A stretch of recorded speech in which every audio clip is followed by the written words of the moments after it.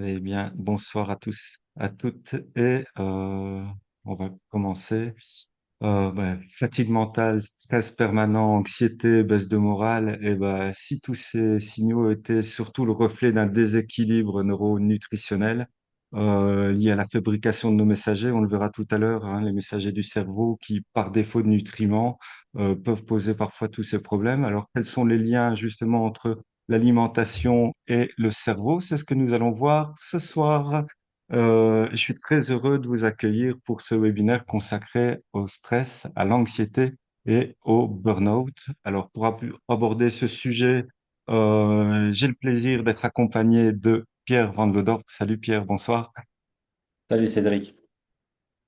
Alors, pour les présentations, pour ton petit CV, tu es licencié à l'université de Poitiers en physiologie et en micronutrition. Tu es nutrithérapeute et naturopathe, conférencier, auteur de pas mal de livres maintenant, hein, d'articles et co-créateur d'un jeu même, un jeu de société pour les enfants.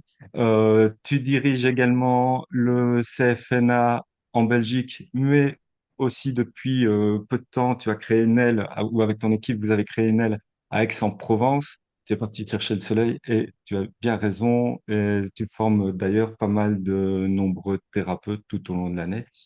Alors, juste la petite parenthèse avant de commencer. Je sais que vous allez me poser la question. Donc, oui, à partir de demain, vous aurez un replay pour ceux qui ratent le début ou ceux qui ratent la fin. Mais ceux qui ratent le début ne m'entendront pas maintenant, mais ceux qui ratent la fin, vous aurez le replay à partir de demain. Vous allez avoir pas mal de réponses qui vont venir au fur et à mesure. Enfin, vous allez avoir pas mal de questions et donc pas mal de réponses qui vont venir au fur et à mesure. Attendez avant de poser vos questions. J'ouvrirai l'onglet questions-réponses 15-20 minutes avant la fin pour que vous puissiez vous lâcher à ce moment-là sans aucun problème. Sur ce, mais je ne vais pas perdre plus de temps. Je vais, mon cher Pierre, te laisser la parole. Merci Cédric, merci au laboratoire Nutrilogique de me donner l'opportunité de réaliser une conférence anxiété, stress, burn-out et pour les patients et il y a peut-être aussi des professionnels de la santé aussi qui écoutent. Donc on a Mhm. l'habitude de faire souvent des conférences pour les professionnels de la santé. Je trouve que Nutrilogique a une super initiative aussi de vouloir former, d'informer les patients parce que je pense que pour comprendre et prendre soin de soi, ben, il faut être acteur de sa santé. Pour être acteur de sa santé, ben, il faut un peu comprendre comment ça fonctionne. Donc, je me réjouis toujours de donner des formations aussi au grand public, parce qu'il y a dans ce grand public beaucoup de personnes qui sont de plus en plus passionnées, intéressées par la nutrition et la micronutrition. Et je suis très heureux que ça plaît. Cédric me disait que justement, on était 1400, donc c'est Oui. génial. Vive les webinaires, parce qu'une salle pour mettre 1400 personnes, ça serait compliqué. Et donc, c'est génial, ça me réjouit beaucoup. Et merci déjà pour votre confiance. Donc, je vais vous parler d'un sujet qui est de plus en plus d'actualité. On va voir pourquoi. Et j'aime bien commencer en expliquant, si vous voulez, la physiopathologie moléculaire du stress et de l'anxiété, parce que souvent on accuse à tort que le stress est quelque chose de négatif. Or, si l'humain a la capacité d'être stressé, c'est peut-être pas pour rien et c'est aussi pour nous, ça nous veut aussi du bien. Et on va voir que c'est comment on va gérer ce stress qui aura des conséquences et c'est surtout aussi cette chronicité qui sera délétère pour notre santé. Donc, on va voir tout ça en détail, mais si vous voulez, un stress, voilà, quand vous vous promenez ou quoi, vous allez traverser le passage pour piétons et vous voyez une voiture qui va arriver sur vous, et ben donc vous voyez qu'il y a un danger. Donc, vous avez au niveau du locus coeruleus du cerveau reptilien une petite alerte qui va libérer, si vous voulez, de la noradrénaline pour dire attention, attention, danger. Un peu exactement comme les animaux. Ici, l'antilope, elle voit qu'il y a son prédateur, elle se dit danger, elle commence à galoper. Mais pour commencer à galoper, il lui faut de l'énergie. Donc, on a des petites glandes au niveau des glandes surrénales, on appelle ça, et les glandes surrénales vont libérer, si vous voulez, des messagers de la noradrénaline, mais qui ne vient plus du cerveau, qui vient des surrénales, pour mettre le corps en mouvement. Et parce que à quoi bon avoir peur si tu peux pas justement euh, euh, fuir ou attaquer. Vous comprenez? Donc, on doit avoir l'attention du stress et à un moment donné, l'énergie pour pouvoir attaquer ou prendre la fuite. Et donc, on va voir en détail, il y a la noradrénaline et le cortisol qui est aussi le second messager du stress. Et puis après, si vous voulez, il y a un rétrocontrôle qui se fait parce que le danger, ben, il n'est plus là. Donc, l'antilope, elle brode tranquillement. Donc, ici, en image, vous avez ici voilà l'antilope qui voit. Donc, elle voit que son prédateur est là. Et là, il y a plein de choses qui se passent. La noradrénaline a repéré, ses surrénales sont libérées. Donc, elle galope, il se passe plein de trucs. Il y a du sucre qui est libéré dans son sang pour qu'elle ait de l'énergie. Et là, si vous voulez, c'est pas du tout délétère pour sa santé. C'est physiologique. On est fait pour être stressé comme ça. On ne sera jamais malade de ça. On ne fera pas des burn-out de ça. Si vous voulez, on est fait pour avoir des stress aigus, mais pas continu, si vous voulez.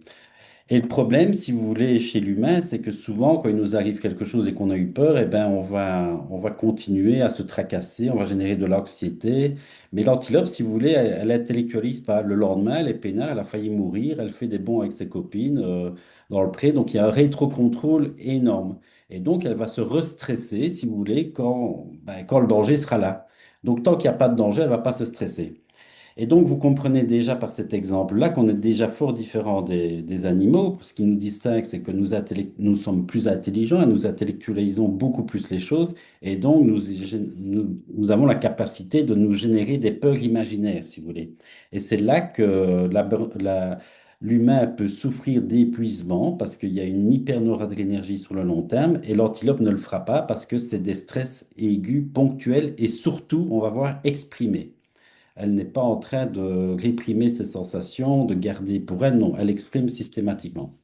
Donc une émotion négative comme la peur sous toutes ses formes, un sentiment conflictuel, un problème psychologique, une pensée ou autre stimuli négatif déclenche une réaction du système nerveux autonome. On appelle cela le stress. Le stress est lié à une menace potentielle sur le territoire nécessaire pour la survie de l'individu ou de l'espèce. Donc, si vous voulez, ça s'est créé, si vous voulez, au niveau du cerveau reptilien, un bruit même subliminal entraîne une mobilisation de la vigilance via la noradrénaline du locus cégulis.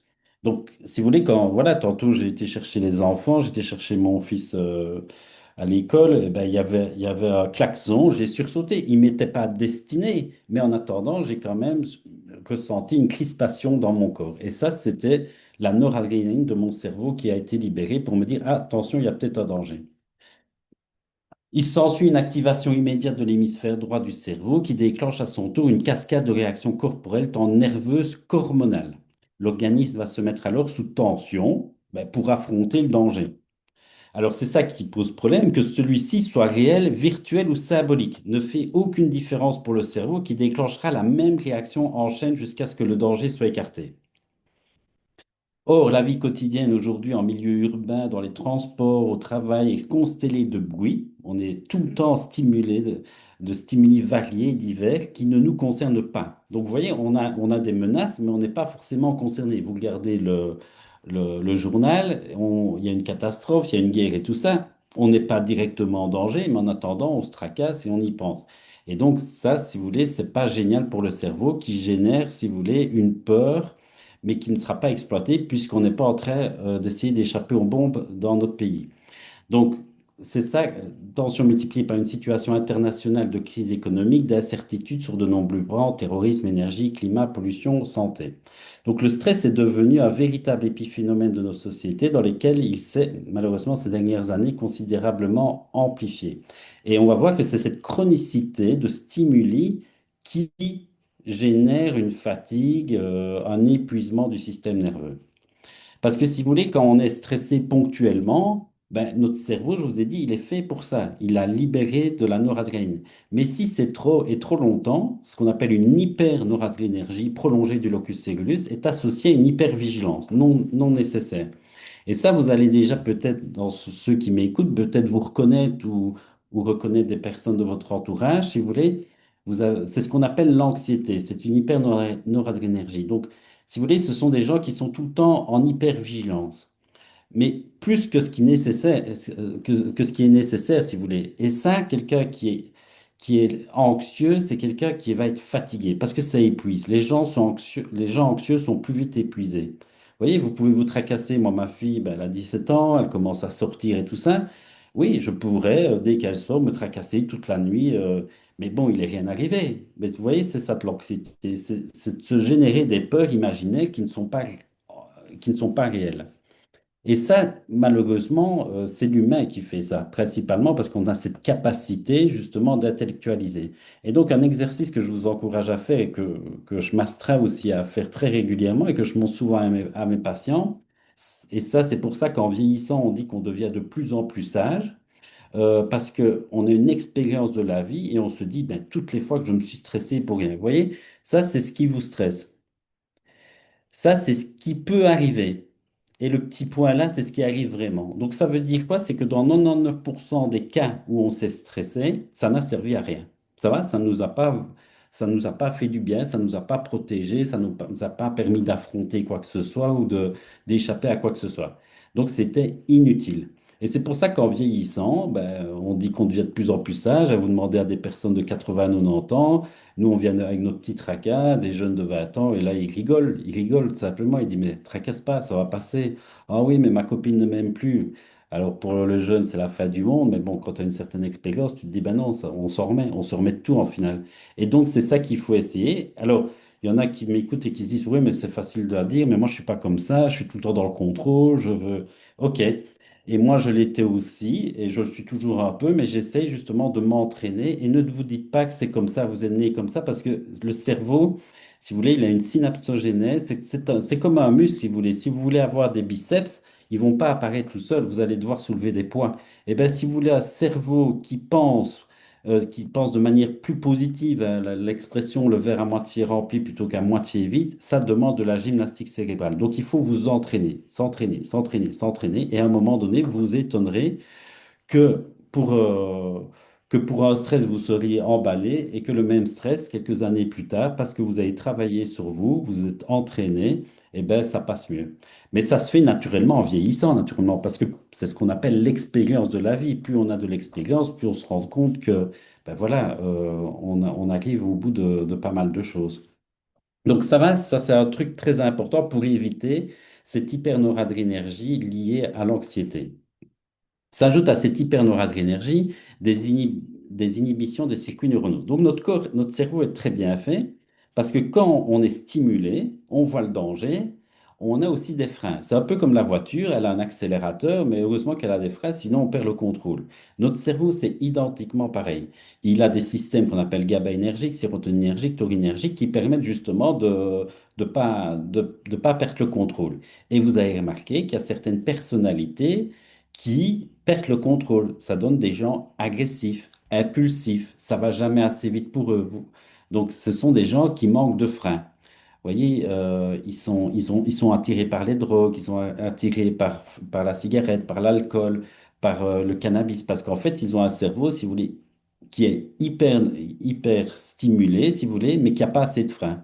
Donc, ils cherchent, si vous voulez, des stimuli qui vont libérer de la sérotonine pour apaiser ce cerveau qui est un peu trop stimulé. Donc, c'est pour ça que c'est important que notre système nerveux ait un accélérateur, parce que si tu n'as pas d'accélérateur, c'est la dépression. Il y a des gens qui manquent d'accélérateur. Donc ça donne des dépressions. Ce sont des gens qui ont envie de rien, repli sur soi-même, perte, perte de plaisir à faire les choses, pas envie de sortir, pas envie de voir leurs amis, baisse de la libido. Vous voyez, ils tournent tout au ralenti. Donc c'est pas bon non plus de ne pas avoir d'accélérateur. Vous voyez, donc il faut vraiment un équilibre entre l'accélérateur et le frein.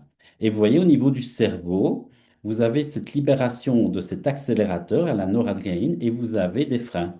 Et on essaye, nous, chez nos patients, de potentialiser l'accélérateur et le frein. Et vous avez, en fonction des personnalités, des gens qui ont un accélérateur trop puissant et pas assez de frein, et d'autres qui sont tout le temps sur le frein et qui n'accélèrent plus. Donc, on essaye, par la micronutrition, par l'alimentation, de donner le substrat à notre cerveau pour qu'il puisse fabriquer ces fameux neurotransmetteurs.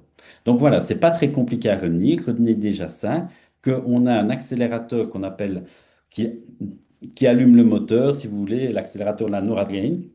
Si vous voulez, quand vous vous êtes réveillé ce matin, c'est au niveau de votre cerveau reptilien qu'il s'est allumé, vous avez eu de la noradrénaline. C'est ce qui vous a permis d'ouvrir les yeux, vous voyez?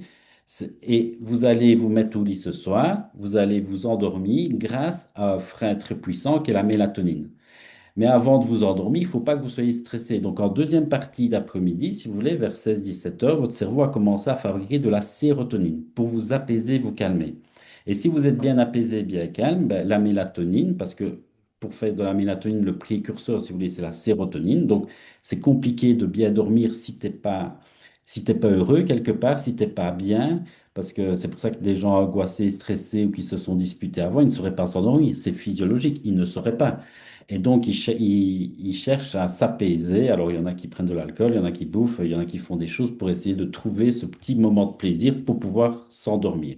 Donc, le cerveau est très bien fait. Et donc, on doit essayer de s'accélérer plutôt en début de journée et se freiner en fin de journée. Et des fois, on va voir que, fonction de ce que l'on mange, on peut faire l'inverse. On peut donner à notre cerveau tout ce qu'il faut pour s'accélérer avant d'aller dormir, ce qui n'est pas forcément une bonne idée. Mais la vigilance ne sert en rien sans une mobilisation de l'ensemble du corps afin de pouvoir donner une réponse concrète à une menace, qu'elle soit réelle ou non. Lorsque l'on claque dans ses mains, les pigeons s'envolent. Donc les pigeons voient qu'on arrive, ils ont peur, mais ils ont la capacité de s'envoler. Pour ce faire, les glandes surrénales, je vous disais, libèrent de la noradrénaline. Cette noradrénaline va mettre les muscles en tension pour justement pouvoir mettre le corps en mouvement. La noradrénaline va aussi libérer de l'énergie. Alors, vous voyez, être stressé, c'est libérer de l'énergie. L'antilope, quand elle se fait poursuivre par son prédateur, même s'il est à jeun, elle va quand même avoir de l'énergie pour galoper des kilomètres. Et pourquoi? Ben, parce que même si elle n'a pas mangé, eh ben son sucre va monter, son foie va libérer le glycogène pour faire monter sa glycémie. Donc le sucre monte. Et je vous dis ça pourquoi? Ben, parce que imaginons que si vous n'exploitez pas ce sucre qui est en train de monter dans votre sang, ben, vous imaginez ce qui se passe. Parce que si votre muscle travaille, parce que vous tabassez quelqu'un parce que vous êtes stressé, ben là, le sucre il va être utilisé par vos muscles. Mais si vous êtes au bureau, il y a votre collègue qui vous prend la tête et que vous ne dites rien, vous faites semblant que ça va, ben là, à un moment donné, le sucre, il est quand même monté. C'est trop tard. Et ben votre collègue vient de vous faire prendre 200-300 grammes. Génial. Vous voyez, donc parce que le corps n'a pas compris, il se dit, mais je te donne de l'énergie pour que tu puisses l'attaquer ou prendre la fuite. Et là, vous faites rien. Et c'est ça qu'il faut éviter de ne pas exploiter cette énergie. Mais bon, on va voir que c'est pas toujours facile. Alors, très important, et c'est un de mes premiers conseils en micronutrition que je vous donne ce soir, c'est le magnésium. Pourquoi? Parce que les gens qui manquent de magnésium, vous voyez, la glande surrénale, je viens de vous dire qu'elle libérait de la noradrénaline pour nous donner de l'énergie. Mais vous avez des gens, si vous voulez, qui sursautent au moins de petits stress, ils sont hyper stimulés, c'est souvent à cause d'un manque de magnésium. Donc, le premier complément que l'on donne dans le cadre du stress, c'est le magnésium, parce que le magnésium va freiner la libération de la noradrénaline. La noradrénaline, si vous voulez, ne peut pas passer dans la cellule, donc elle prend un second messager qui est le calcium, et le magnésium est un inhibiteur calcique. Je ne vais pas rentrer trop dans les détails, ce n'est pas le but, mais comprenez que quand on est stressé, on utilise beaucoup de magnésium. Et cette fuite de magnésium générée par le stress, ça va arriver au niveau du rein. Le rein va voir qu'il y a trop de magnésium parce qu'on est en train de le perdre et tu pisses du magnésium. Donc quand vous êtes stressé, eh ben, on a tendance à perdre du magnésium et donc le stress va s'auto-amplifier à cause du manque de magnésium parce qu'il n'y a plus moyen de le freiner, si vous voulez, le stress. Donc c'est pour ça qu'on doit se supplémenter en magnésium régulièrement pour les gens qui ont une vie active importante et qui sont sujets au stress. Au niveau hormonal, l'hypothalamus, l'hypophyse et la glande cortico-surrénale déclenchent un processus chimique qui conduit à la libération de cortisol, hein, l'hormone de stress. Le cortisol a des effets très bénéfiques pour le corps soumis à un stress, notamment un effet anti-inflammatoire. Si vous avez un soldat qui vous poursuit, qui vous tire dessus, eh ben vous pouvez vous prendre, ça arrive dans toutes les guerres, vous pouvez vous prendre une balle dans la jambe et continuer à galoper pendant des kilomètres et même pas vous rendre compte que vous avez été touché. C'est quand vous allez vous poser que vous allez vous rendre compte, ah oui, moi, je suis blessé. Parce que le cortisol est libéré de manière tellement importante que ça a un effet un peu inhibiteur de la douleur, un effet anti-inflammatoire. Mais malheureusement, lorsque la situation de danger est perdue, qu'elle soit réelle ou imaginaire, la mise sous tension du corps se révèle alors dangereuse pour l'organisme qui va déclencher à son tour une cascade d'effets secondaires. Son ensemble, le syndrome de stress ou d'adaptation évolue selon trois stades successifs. Donc, il y a l'alarme, on est stressé. Alors, si ça dure pas trop longtemps, Physiologiquement, on est fait pour ça. Mais si ça perdure et qu'on a une hypernoradrénergie, qu'on a de l'anxiété, à un moment donné, la glande surrénale qui libère, qui crache, à un moment donné, elle tire la langue parce qu'elle n'est pas faite pour avoir une chronicité de stress. Ça, c'est pas physiologique, si vous voulez. Alors, très important aussi, c'est de veiller à ce qu'on ait une bonne énergie cérébrale. Et ça, c'est très important parce que vous allez comprendre que votre perception de votre environnement est totalement différente en fonction de votre énergie. Et ne négligez pas cette énergie cérébrale. Si vous voulez, quand on a 100% d'énergie cérébrale, on est de bonne humeur, on est souriant, euh, on, on- on est bien, si vous voulez.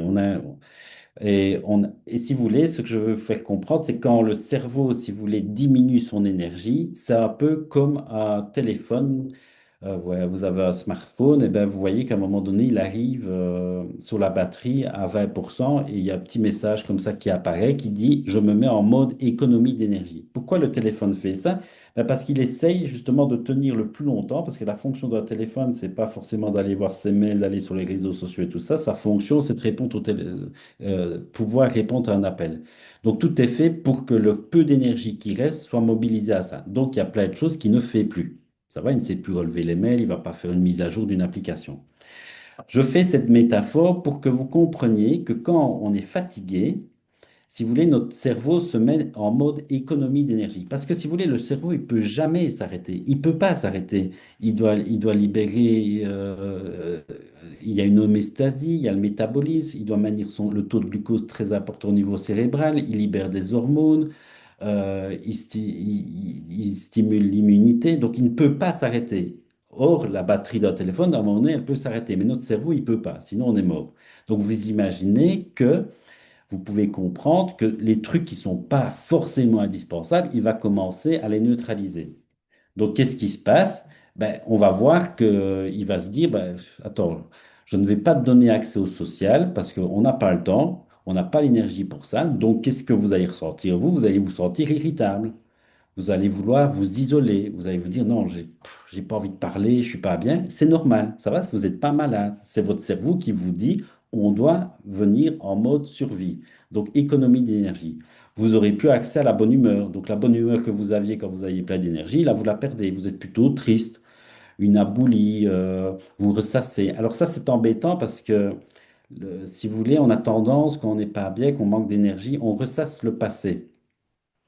Et donc, quand on ressasse le passé, ben, on se dit, et c'est ça que pas mal de psychiatres revoient un peu leur copie par rapport à la psychanalyse, si vous voulez, parce que si vous voulez, quand on n'est pas bien et qu'on manque d'énergie cérébrale, le cerveau ne donne pas accès au futur. Donc, on n'arrive pas à se projeter sur des choses positives pour se dire ça va aller mieux. Le cerveau ne vous donne pas accès à ça. Par contre, on a accès au passé. Mais alors, le problème, c'est que beaucoup de personnes se disent, ah oui, mais je vais pas bien parce que j'ai eu des traumas du passé, j'ai eu ceci, j'ai eu cela. Alors, je dis pas qu'il faut pas les traiter, ça va. Mais si la personne était et avait de l'énergie et n'était pas allée si bas, eh bien, elle ne ressasserait pas le passé. Parce que son passé, elle l'a depuis très longtemps. Et donc, la question à se poser, pourquoi elle pense à ses traumas maintenant alors qu'elle n'y pensait pas il y a un an? Vous voyez, donc on ne va pas, ne vous dites pas toujours qu'on va mal à cause des fois de choses qui se sont passées dans notre passé. Ça peut être une réalité, mais pour avoir parlé avec pas mal de psychiatres, ils se sont rendus compte, et c'est pour ça qu'ils utilisent beaucoup maintenant la micronutrition, que l'énergétique cérébrale est essentielle pour sortir notamment de ces dépressions. Euh, donc, vous voyez, tout ça, vous n'y avez pas accès. Alors, la personne est épuisée et quand l'énergie revient, alors ça, c'est embêtant parce que l'énergie revient, votre iPhone, si vous voulez, ben, votre smartphone, qu'est-ce qu'il fait? Ben, il retrouve toutes les fonctions, tout s'allume. Et notre corps, c'est pareil aussi. Vous allez vous dire, ah, je suis à 22%, ah ben ça va, je peux recommencer à travailler, tout va bien, j'ai l'énergie et tout ça. Attention parce que vous êtes qu'à 25, 30%. Donc le moins de petits conflits, le moins de petits stress, vous risquez de redescendre très vite à 20%. Donc, ce qui est important, si vous voulez, quand vous trouvez de l'énergie, c'est très bien. meilleure humeur, on a plus envie d'avoir accès au social, on est moins irritable, on se dit que je vais mieux, oui, mais ça peut des fois prendre un peu plus de temps et veiller justement à remonter suffisamment en énergie. Parce que si vous avez suffisamment d'énergie, on ne se tracasse pas, si vous voulez. Parce que si vous faites face à un conflit, parce que la vie, c'est des hauts et des bas, vous saurez y faire face. Parce que si vous êtes à 80% et que vous redescendez à 70, il n'y a pas de souci. Mais si vous êtes à 25 et vous avez un conflit, vous allez redescendre à 20 et directement, tout ça va bloquer. Ça va donc, j'insiste vraiment là-dessus parce que les nutriments que je vais vous présenter potentialisent l'énergie du cerveau. Et donc, quand votre cerveau va bien, qu'il a de l'énergie, votre perception de votre environnement est différente. On l'a tous déjà vécu. On ne dort pas bien pendant 2, 3 jours. Ben, les enfants nous irritent. On est, on est, on est, on est impatient. Et pourtant, on n'a pas de dépression. Mais vous voyez comme on peut, avec un manque de sommeil, devenir complètement déprimé. Vous voyez, donc c'est quelque chose, si vous voulez, qu'il ne faut pas du tout négliger. Et avant d'aller chercher trop loin du pourquoi on n'est pas bien, pourquoi on est... Essayez d'abord de potentialiser l'énergétique cérébrale. Donc, vous avez compris que le stress, c'est quelque chose qui vous donne, qui essaye de vous donner de l'énergie pour que vous puissiez affronter un danger, comme l'antilope, elle est stressée le temps que le lion lui court après, mais cette chronicité peut épuiser le corps. Et ce qui est très important aussi, c'est de veiller, si vous voulez, à exploiter l'énergie. Parce que l'antilope, quoi, là, le lion qui lui court après, elle galope, elle galope. Mais nous, malheureusement, on ne fonctionne pas comme ça. Si votre patron vous a énervé aujourd'hui, votre cerveau l'a pris comme un lion, il a dit, mais va le tabasser, il nous emmerde celui-là. Ou fout le camp, ou dis-lui que c'est un con. Ah non, non, je peux pas. Et là, vous faites semblant. Et ça, c'est pas bon. Vous allez me dire, je peux pas dire à mon patron qu'il m'emmerde, on est d'accord, mais en tous les cas, physiologiquement, le cerveau, il bug. C'est pas physiologique. Mettez-vous à la place de votre cerveau. Il voit que vous êtes en danger, il vous donne toute l'énergie pour que vous puissiez faire face à ce danger, il vous fait monter la glycémie, pensant que vous alliez le tabasser, et vous ne faites rien. Mais quand tu as du sucre qui monte dans le sang et que tu ne fais pas aller les muscles, ben, c'est dangereux. Donc le pancréas libère de l'insuline. Cette insuline, qu'est-ce qu'elle fait? Eh ben, elle fait stocker le sucre en gras. Super, tu viens de prendre du gras parce que tu n'as pas exploité le stress. Donc faites attention, il faut vraiment éviter, si vous voulez, le maximum de faire semblant et de réprimer ses ressentis en fait. Et donc voilà, il y a ces expressions-là que l'on connaît, mais qu'il est bon de réentendre. Le stress non exprimé ne disparaît pas, il s'accumule et finit par se retourner contre nous. Ouais, ce qui ne s'exprime pas s'imprime. Exprimer son stress, c'est lui enlever son pouvoir sur nous. Alors, il y en a qui se disent, oui, il est gentil, monsieur Vallaudan, mais bon, c'est la vie, c'est comme ça, on ne sait pas toujours exprimer. OK.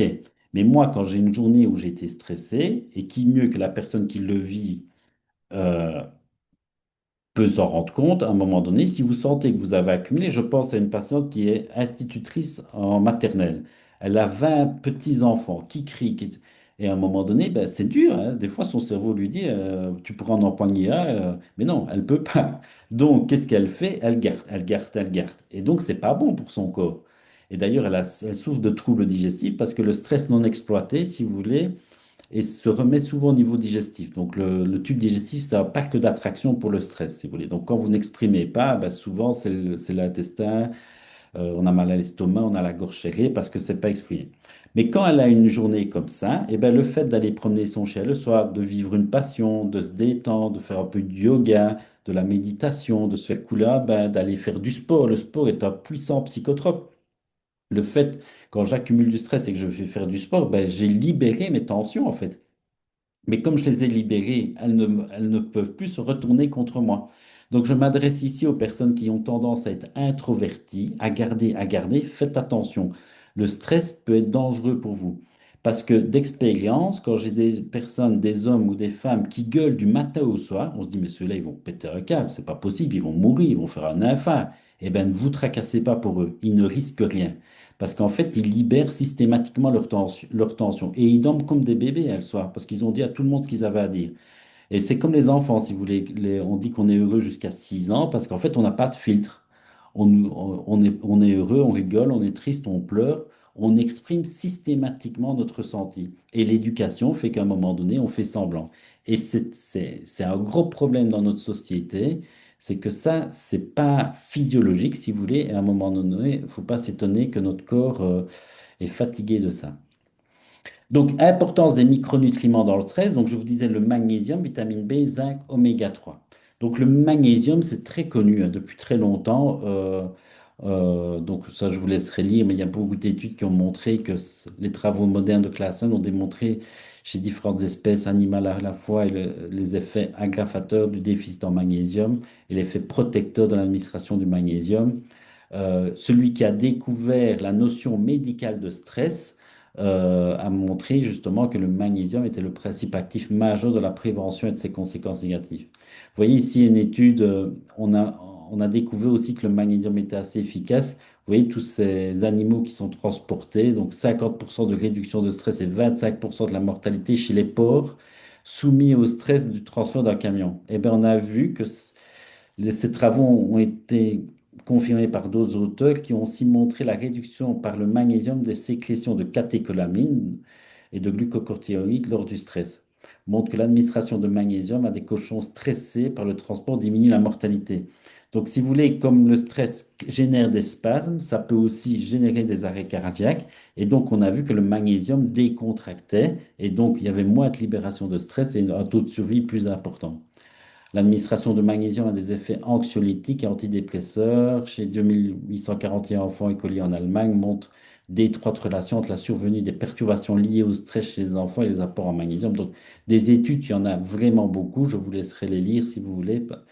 Mais c'est très, très, très publié. Ça va? D'ailleurs, tout ce que je vous raconte ce soir, ce n'est pas une vue de l'esprit. Hein. Ça va? Tout ce dont je me base, c'est chaque fois sur des études scientifiques. C'est important de le signaler. Vitamine B, donc très important aussi. Souvent dans les complexes de magnésium, ils mettent des vitamines B, ça a du sens. Donc les dystonies anxio-impulsives ou tension pulsionnelle élevée, donc sont des signes les plus fréquents de carence en vitamine B. B9, B12, B6 sont nécessaires à la méthylation. Alors la méthylation, je ne vais pas rentrer dans les détails, mais la méthylation, c'est un mécanisme, si vous voulez, très important pour la détoxification, pour l'épigénétique, mais aussi pour la neurotransmission. Donc, comment savoir si vous avez une bonne méthylation? Je vous encourage à demander à votre médecin qui vous dose l'homocystéine. Et si l'homocystéine est basse, en dessous de 8, ben, vous avez une bonne méthylation. Et qui dit bonne méthylation dit moins de risque de faire des burn-out, des épuisements, des dépressions. Parce que si vous avez une homocystéine élevée, c'est pas bon, ça augmente déjà les risques fortement cardiovasculaires, mais c'est pas grave parce qu'on a une solution. Il suffit de prendre la B6, B9, B12 et votre homocystéine redescend. Donc c'est quand même très important de le faire au moins une fois dans sa vie, de doser cette homocystéine. Ça vous coûtera 25 euros mais c'est un facteur très très intéressant au niveau prédiction, protection cardiovasculaire, système nerveux et aussi cancer, parce que la méthylation intervient aussi pour empêcher que certains gènes s'expriment, et on a des fois des mauvais gènes qu'on ne voudrait pas qu'ils s'expriment et qui pourraient donner un cancer. Ben, avoir une bonne méthylation peut permettre justement d'empêcher l'expression de certains gènes. Donc voilà, facile, vous faites doser une fois votre homocystéine et votre médecin vous complémentera en vitamine B si nécessaire. Vitamine B aussi très important, la B6, vous voyez la B6, le glutamate qui est excitotoxique, eh ben, il est transformé en GABA, qui est un neurotransmetteur antioxydant grâce à la B6. Ça va? Le zinc, très important, donc j'ai parlé du magnésium, des vitamines B, le zinc, c'est très important, si vous voulez, pour la synaptogénèse. C'est indispensable à la construction et la neurogénèse. Si vous voulez, on fabrique toujours des nouveaux circuits neuronaux, ben, c'est le zinc. Si vous voulez, dès qu'on fabrique quelque chose, dès qu'on multiplie quelque chose, dès qu'on fait de nouvelles cellules, on en fait 2 300 000 cellules par seconde, donc on n'arrête pas, eh ben, il faut photocopier notre génome, notre ADN, si vous voulez. Et ça se fait grâce à l'ADN polymérase qui est zinc dépendant. Donc, le zinc est important pour votre immunité. Si vous avez manqué de zinc cet hiver, ben, vous serez plus vite malade. Parce que quand on est malade, il faut multiplier les globules blancs, multiplier les anticorps, ça n'arrête pas. Donc, il faut ne pas manquer de zinc. Or, les seniors en manquent très souvent. Et par exemple, mes ados, j'ai un enfant j'ai Edouard qui a 15 ans, qui est qui est dans l'âge con, voilà, malheureusement pour moi, mais il a la chance que son père est licencié en physiologie et il comprend le cerveau d'un ado, et je ne lui en veux pas parce qu'en fait, l'âge con, si vous voulez, c'est physiologique, si vous voulez, je ne peux pas lui en vouloir.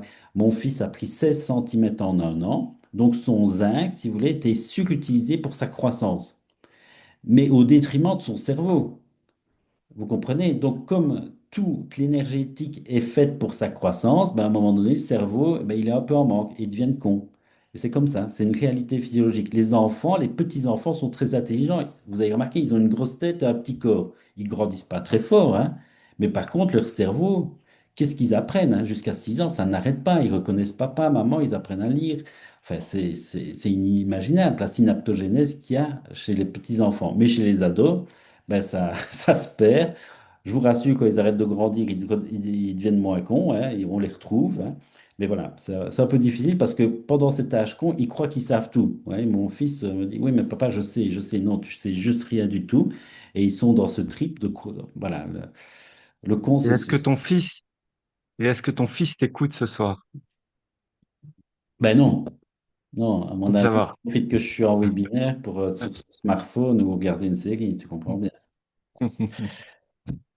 Mais c'est comme ça. Mais en tous les cas, faut pas leur en vouloir de trop parce que quelque part, c'est physiologique aussi, cette baisse de synaptogénèse cérébrale pendant cette période de croissance, si vous voulez. Voilà, pour la petite anecdote. Les oméga 3 très importants. Les oméga 3 sont super importants pour la fluidité membranaire. Il faut que, vous avez remarqué, chez certains, ça tilte pas toujours. Ben oui, il faut que les messages passent d'un neurone à l'autre. Et bon, il faut une fluidité membranaire. Et ben certaines personnes manquent d'oméga 3. C'est très, très courant. 80% de la population mondiale manque d'oméga 3. Donc, vous comprenez que ça a un impact sur les messages cérébraux. C'est pour ça que je peux que vous recommander de soutenir votre système nerveux avec un complexe multivitaminé de qualité. Et il n'y en a pas 36 sur le marché. Multivita Boost est un complément. Vous retrouverez du zinc, vous retrouverez des vitamines du groupe B, mais pas que. Vous aurez des antioxydants, vous aurez des polyphénols, vous aurez de la Q10 aussi, très rare dans les compléments alimentaires, très bon pour le cerveau. Et vous voyez, vous avez du zinc à concurrent de 15 milligrammes. L'avantage, c'est que vous n'avez pas de cuivre, vous n'avez pas de manganèse, des bêtises pareilles que l'on voit souvent dans certains compléments alimentaire. Donc, je ne peux que vous encourager. Moi, perso, j'en prends un tous les matins, j'en donne à mes enfants.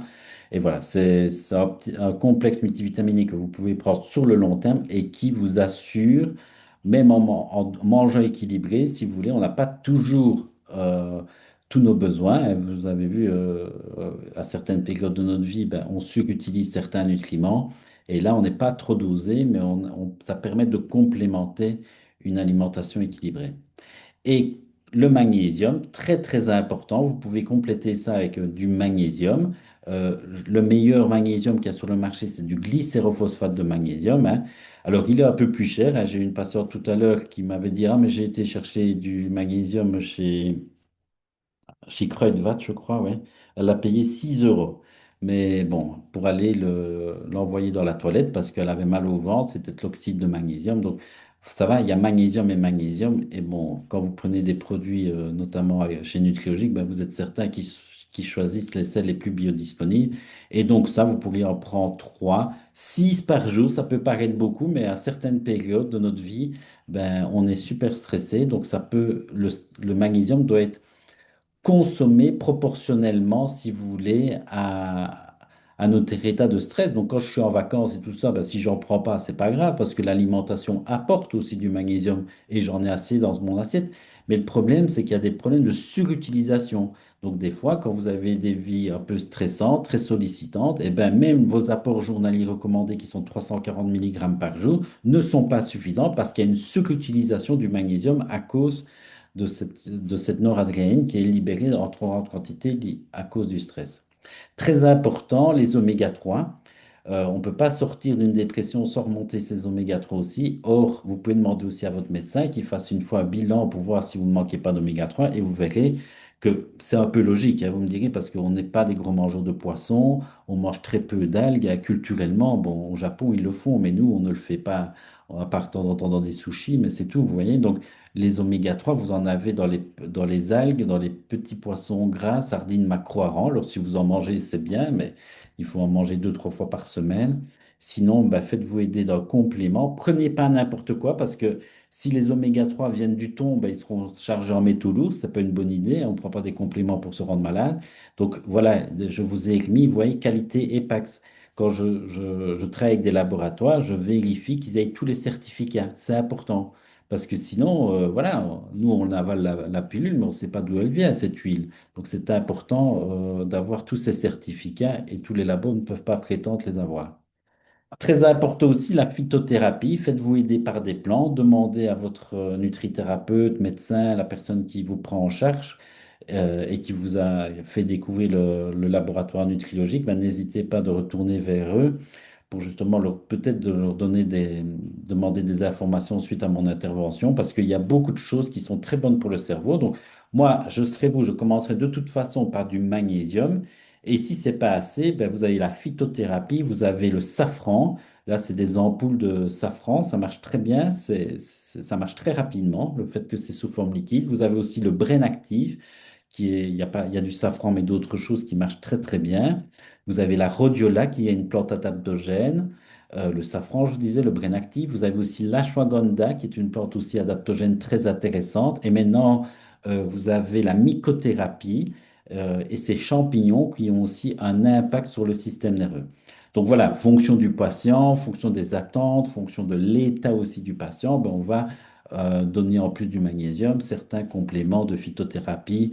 Voilà, je vous les cite ici. Demandez à votre thérapeute qui vous conseille au mieux pour savoir lequel vous devriez choisir. Mais en tous les cas, sans danger, vous pouvez prendre déjà régulièrement du multivita boost et du magnésium. Et on va terminer avec des patients qui ont des personnes qui sont TPE. Donc, ça va jamais assez vite pour eux. Donc, irritables, impatients, nerveux. Donc, ce sont des gens qui manquent de frein. Et ça arrive pas mal dans notre société. Ce sont des gens, vous voyez, je vous ai mis un peu les critères. Il n'y a pas besoin de faire de prise de sang pour ça, il suffit de les observer. Caractère survolté, très anxieux, difficulté à s'endormir le soir, de l'impatience, de l'irritabilité, intolérant aux frustrations, très impulsif. Ils ont tendance aussi à avoir beaucoup de dépendance. Ce sont des gens qui ont besoin de manger, surtout du sucre. Moi, si vous voulez, je suis un TPE. Heureusement, je me soigne, mais plus jeune, je ne le savais pas. Donc, je bouffais au sucre pas possible, je ne comprenais pas, j'en avais besoin. Et en fait, en étudiant tout ça, ben, et j'étais attiré, moi, s'il y avait une drogue, c'était pour moi, tu vois, j'étais attiré par ça. Parce que je cherchais, si vous voulez, à m'apaiser, parce que je manquais de frein. Et donc, comme je manquais de frein, je cherchais des psychotropes pour calmer mon cerveau, si vous voulez. Alcool, tabac, jeux, Internet, sexe, et tout ça, ce sont des psychotropes qui peuvent nous apaiser, mais qui malheureusement, ce sont des mauvaises drogues et ça peut devenir autodestructeur hein, en excès. Donc, ce qu'on peut faire, si vous voulez, c'est de voir un peu où vous vous situez. Je vous ai mis un petit questionnaire que je fais remplir souvent à mes patients. Donc, 0, ça arrive jamais. 1, de temps en temps. 2, souvent. 3, très souvent. Et vous pouvez faire le test. Quand vous écouterez le replay, vous faites pause et vous faites le petit test. Et si vous êtes au-delà de 10, ben, vous manquez de frein. Et j'ai des patients qui sont à 25, 30, hein, ça va vite. Hein. Donc, c'est intéressant de le faire et puis de le refaire dans 2, 3 mois, en prenant le magnésium, le safran, en mangeant mieux, en faisant du sport, vous voyez. Et là, vous allez voir que, parce qu'on oublie des fois vite d'où on vient. Alors, comment devient-on dysfonctionnel sérotoninergique? Ben, il y a plusieurs raisons. On peut l'être pour des raisons génétiques. Donc, ça, si vous voulez, vous avez des personnes, si vous voulez, qui sont génétiquement plus irritables. Par exemple, je pense aux personnes qui sont d'origine celte. Vous voyez, par exemple, les Bretons en France, c'est bizarre, hein, c'est le département en tête au niveau de l'alcoolisme. Mais ce sont des gens aussi qui manquent de frein. Donc c'est logique qu'ils soient attirés par l'alcool. Les Scandinaves et leurs descendants qui ont envahi la Russie, eh ben, ceux-là sont particulièrement touchés aussi par l'alcoolisme. Les personnes d'origine sémite, juifs et arabes, eh ben, on constate, je ne sais pas si vous avez vu en Tunisie, j'ai donné un cours, j'ai reparlé avec des pharmaciens, des médecins tunisiens, ils me disent que c'est une catastrophe, il y a une consommation de sucre très importante, au Maroc, le thé bourré de sucre, et on constate qu'il y a une forte, forte attirance par le sucré. Mais c'est peut-être aussi parce que pour freiner ce cerveau survolté, vous comprenez? Donc, c'est intéressant de comprendre ça parce que, si vous voulez, c'est pas, on n'est pas dans la gourmandise, on est dans la personne qui cherche du sucre pour se calmer, en fait, parce qu'il est survolté. Et donc, ça s'explique. Euh, donc, on peut estimer 25 à 30% de notre population naissent avec un frein des pulsions plus faible que l'accélérateur. On peut aussi devenir par des personnes qui ont une pression sur l'accélérateur devient plus forte que la pression sur le frein. Donc, ils sont trop, trop stressés, trop de noradrénaline, et donc, si tu accélères de trop, à un moment donné, tu n'as plus assez de frein non plus. C'est pas qu'il manque de frein, mais comme la pression sur l'accélérateur est trop forte, à un moment donné, on l'a tous déjà remarqué, quand on est stressé pendant quelques jours, et ben, à la suite de ça, on devient un peu irritable, un peu impatient, on manque de sérotonine. Par ailleurs, pour conduire à fabriquer cette sérotonine, sont nécessaires certains nombres de nutriments. Le tryptophane, c'est un acide aminé, si vous voulez, qui fabrique la sérotonine. La B6, la B9, la B12 et le magnésium. Je ne vais pas rentrer dans les détails, mais il faut que vous compreniez que dans votre viande, dans votre soja, dans les falafels, dans le quinoa que vous avez mangé à midi, il y a du tryptophane. Ce tryptophane, si vous voulez, il doit aller jusqu'à la barrière hémato-encéphalique pour fabriquer de la sérotonine. Et cette sérotonine va se transformer en mélatonine. Eh bien, chez beaucoup de personnes, ça ne se fait pas correctement. Parce que, si vous voulez, il y a des cofacteurs ici, il faut une décarboxylation qui est B6 dépendant. Donc, si vous manquez de B6, et c'est souvent, c'est pour ça que les femmes avant les règles, comme il y a une surutilisation de la B6 par les hormones, par votre pic hormonal, à un moment donné, il y a une irritabilité, une impatience avant les règles, une envie euh, irrésistible de manger du sucre, eh ben c'est normal, c'est physiologique parce que la B6 est surutilisée. Vous surutilisez votre B6, votre magnésium, vous en manquez, vous ne faites plus de sérotonine, donc vous avez besoin de sucre pour compenser, si vous voulez. C'est comme ça que ça marche. Je vous défie, vous prenez 5 6 comprimés de magnésium avant les règles, vous verrez que vous aurez moins envie de sucre et en plus, ça diminuera les douleurs si vous en avez de cette imprégnation estrogénique. Or, la majeure partie de la population ne reçoit pas par l'alimentation le magnésium, la vitamine B6, la B9. Donc, vous voyez le problème.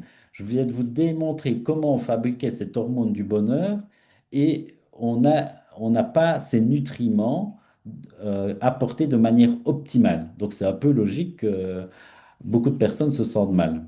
Le tryptophane, c'est l'acide aminé en plus le plus rare de toute l'assiette, et son absorption à la fois au niveau intestinal et au niveau du passage dans le cerveau est gênée par des acides aminés dits compétiteurs. Je ne vais pas rentrer trop dans les détails, mais pour les professionnels qui m'écoutent, c'est intéressant. Si vous voulez, le tryptophane, c'est lui qui va permettre de fabriquer la sérotonine. Mais si vous voulez, il arrive et il aimerait bien passer dans le cerveau. Mais pour passer dans le cerveau, c'est un même transporteur pour tout. Ça, c'est la barrière hémato-encéphalique. Et si vous voulez, et vous allez comprendre pourquoi il ne faut pas manger de la viande le soir, des protéines animales le soir, parce que quand vous mangez des protéines animales le soir, vous consommez plein d'acides aminés. Et donc des acides aminés qu'on appelle branchés, qui sont des compétiteurs du tryptophane. Parce que si vous voulez, c'est comme si vous vouliez rentrer, vous voyez, les ports dans les hôtels, là, les tourniquets, ben, si on va à deux à la fois, on passe. Mais si on est 50 à vouloir rentrer dans l'hôtel en même temps, il n'y a plus personne qui passe. On est d'accord? Et ben, c'est pareil dans le cerveau. S'il y a trop d'acides aminés qui arrivent au niveau du cerveau, parce que vous avez mangé un gros beefsteak le soir, ben, le tryptophane ne sait plus passer. Donc, on devient plus excité le soir, on s'endort moins bien. Et c'est pour ça que quand on mange du sucre, ça apaise, parce que quand vous mangez du sucre, vous faites monter l'insuline, et l'insuline va prendre les acides aminés compétiteurs du tryptophane, les acides aminés branchés, et les envoyer au niveau du muscle. Et là, le tryptophane, il est content, il est tout seul, il passe dans le cerveau. C'est pour ça que le sucre est un puissant sérotoninergique. Donc, vous voyez les passeurs qui me disent j'ai des envies compulsives, mon mari m'énerve, je mange un bout de chocolat, c'est physiologique, ça va, c'est normal. Elle cherche du bonheur en fait. Et donc, vous avez l'explication physiologique de l'impact du sucre sur notre cerveau. Alors, pourquoi les dysfonctionnels sont-ils attirés par le sucré? Ben, il y a aussi la culture des bonbons, friandises, pâtisseries, glaces, autres desserts sucrés et sodas industriels qui est encore largement malheureusement véhiculée par l'industrie agroalimentaire et que trop de parents tolèrent ou renforce en considérant qu'il est normal de récompenser. Donc, ça, très attention, faites attention à vos enfants. S'ils ont un beau bulletin, on va pas forcément leur chercher des gâteaux, ça va. Si le petit s'est fait mal, on lui dit pas, ah, tiens, voilà une petite gaufre, ça va aller mieux. Parce qu'on est en train de leur mettre dans le cerveau que le sucre soigne tout. Et ça, c'est embêtant. Vous voyez, on peut se faire du plaisir, oui, de temps en temps manger un gâteau, mais ça ne doit pas être exclusif. Et c'est ça qui est dangereux. Alors, ce qui est important qu'on est face à ça, j'ai mis en place, si vous voulez, avec mes patients, des moyens de les aider à devenir moins dépendants du sucre. Parce que le sucre permet de fabriquer cet hormone de plaisir qu'est la sérotonine, mais pas que. Donc l'idée, c'est est-ce qu'il n'y aurait pas des bonnes drogues pour remplacer le sucre, l'alcool, le surpoids, la cigarette? Et Musset écrivait qu'importe le flacon pourvu qu'il y ait l'ivresse. Aujourd'hui, nous avons la chance, en comprenant les mécanismes derrière ce mal-être, de pouvoir choisir nos drogues et leur dose, afin qu'elles percent notre quotidien sans nous détruire et même à l'opposé, de façon à ce qu'elles augmentent notre énergie, notre longévité, notre créativité, notre maîtrise de notre estime de nous, comme celle des autres. Donc c'est très important, si vous voulez, c'est une approche que j'ai depuis quelques années, d'essayer de ne pas réprimer ce qui se passe. Parce que, comme je vous ai dit, moi, je suis au départ physiologiste, donc j'ai étudié beaucoup le cerveau et son fonctionnement. Et donc, quand tu vois comment ça marche, et quand les gens me disent, ah oui, mais il suffit un peu de volonté pour arrêter de fumer, pour arrêter de manger du sucre, je me dis, non, ils n'ont rien compris parce que les messages que le cerveau t'envoie pour que tu craques, mais ils sont tellement puissants que tu perds la bataille d'avance. Donc, ça, ce n'est pas physiologique. D'ailleurs, moi, je ne crois pas trop à la volonté, si vous voulez, je vais vous montrer. Je vais tenter de vous le démontrer, mais je crois par contre à l'intérêt d'apporter dans notre vie des bonnes habitudes qui vont chasser ces mauvaises habitudes. Mais arrêter une mauvaise habitude que par la volonté, c'est très compliqué. Donc, y aurait-il, l'idée, c'est si on est attiré par des mauvaises drogues, eh ben, l'idée, au lieu de les réprimer, ça serait d'introduire des bonnes drogues pour remplacer les mauvaises. Alors, quelque chose que vous devez faire, c'est si vous êtes très attiré par le sucre, n'arrêtez pas d'en manger, mais mangez à chaque repas des glucides lents. Parce que si vous avez des glucides lents à chaque repas, ça va vous permettre de libérer tout au long de la journée un peu de sérotonine. Donc, vous aurez moins envie de sucre rapide. J'avais fait un article qui avait fait un peu polémique. J'avais dit, pour arrêter de manger du sucre, mangez des glucides. Il a rien compris, monsieur Malvan. Mais si je voulais exprimer que pour arrêter de manger des sucres rapides, il faut manger des sucres lents à chaque repas pour potentialiser la sérotonine cérébrale. Manger des oléagineux, du chocolat noir, éviter l'inflammation, j'y reviendrai. Réduire la viande, surtout le soir. Ne commencez pas à manger des beefsteaks le soir. Mangez-en à midi, ok, mais pas le soir parce que ça va réprimer la sérotonine. Faire du sport, parce que quand vous faites du sport, en fait, vous libérez le tryptophane de l'albumine. Et donc, c'est pour ça que les gens qui font du sport se sentent mieux, on se sent plus apaisé, moins stressé.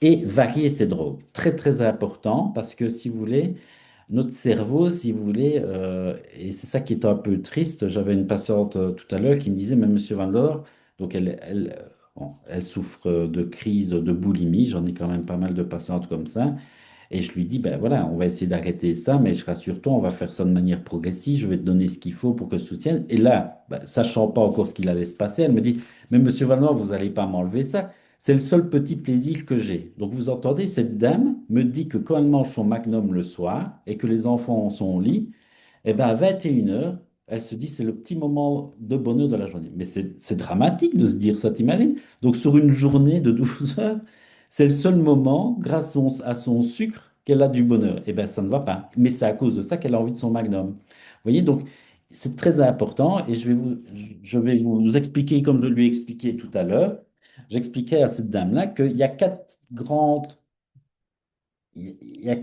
choses qui sont génératrices de plaisir chez l'humain. Une des premières choses qui génère beaucoup de plaisir, c'est la vie sociale, le fait d'avoir des amis, un entourage, faire du sport régulièrement, tout ça, c'est du plaisir.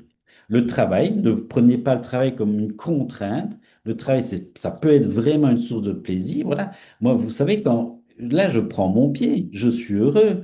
Si vous étiez deux derrière l'écran, je me dirais, bah mince, c'est pas. Mais ici, quand Cédric m'a dit, il y a 1400 personnes, waouh, mais c'est génial, je me sens utile, vous voyez? Donc, ce qui est génial dans le travail, c'est essayer plutôt de voir, et c'est pour ça que c'est très important, de se sentir valorisé par son travail. Donc, c'est pas le travail pour le travail, c'est vraiment de se dire, ben voilà, je me suis levé ce matin, j'ai servi à quelque chose. Si je me lève pas demain matin, il y en a pas mal qui vont avoir des ennuis parce que je sers à quelque chose. Donc, voilà, c'est vrai il y a des métiers qui sont plus valorisants que d'autres, mais très important, le travail peut être vraiment une source de bonheur s'il est valorisé, être fier de ce qu'on a fait. Le plaisir gustatif, donc moi je ne mange pas uniquement pour nourrir mes petites cellules, je mange aussi pour du plaisir. Ça va, quand je mange une pâtisserie, c'est pas pour me faire du bien pour ma santé, mais c'est pour me faire plaisir de manière gustative. Et on a le droit de se faire aussi de temps en temps plaisir de manière gustative, si ce n'est pas exclusif. Et le quatrième, c'est l'amour, c'est très très puissant. J'ai une jeune fille justement que je suis pour le moment. C'est très compliqué. Je vous disais, je m'occupe pas mal de personnes qui ont des troubles du comportement alimentaire. Ça fait 6 mois que je la suis. On avance vraiment petit à petit. Et puis ici, je la vois et tout va bien. Elle me dit, ah non, non, mais non, ça j'ai fait, ça j'ai fait. Et j'ai refait, ah, je dis, bah, tout va bien cette fois-ci. La dernière fois, tu me trouvais des excuses pour ne pas faire ce que je te disais de faire. Et ici, tout est facile. Et en fait, elle n'a plus, du jour au lendemain, elle n'a plus des envies de sucre, alors elle se disait compulsive. En fait, la fille, elle est tombée amoureuse. Et en fait, le cerveau, si vous voulez, il s'en fout qu'elle mange des cookies, il veut du bonheur. Et si vous voulez, c'est ça qu'il faut que vous compreniez, que le cerveau ne vous fait pas la distinction entre une odeur agréable, un câlin, un gâteau, une activité physique. Lui, il veut des endorphines, si vous voulez. Donc, qu'importe le flacon, pourvu qu'il y ait l'ivresse, comme Musset l'écrivait, si vous voulez. Et c'est ça qui est important que vous compreniez, c'est qu'il faut varier ces bonnes drogues. Il faut éviter l'exclusivité.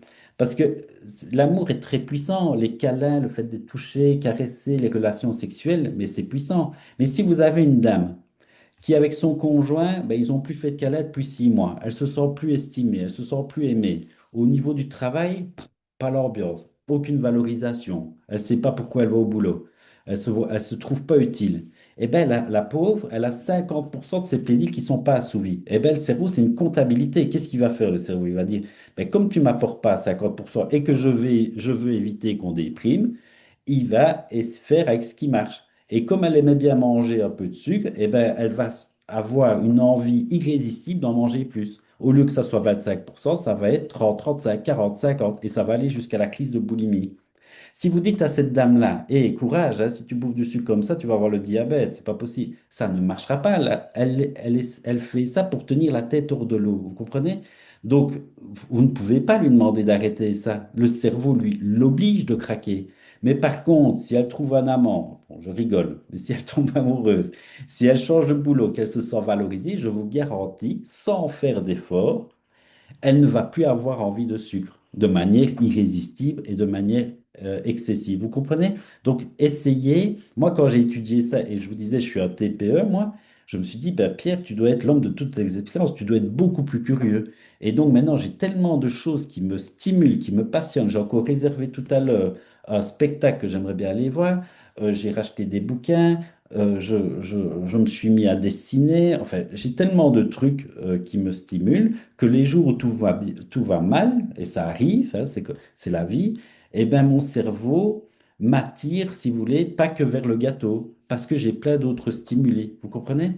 Donc l'exclusivité est dangereuse. Et même en amour, il faut pas être. Parce que si le plaisir ne vient que de l'amour, ça fait des dépendances affectives, c'est pas intéressant. Si le plaisir ne vient que dans le travail, ça donne des burn-out.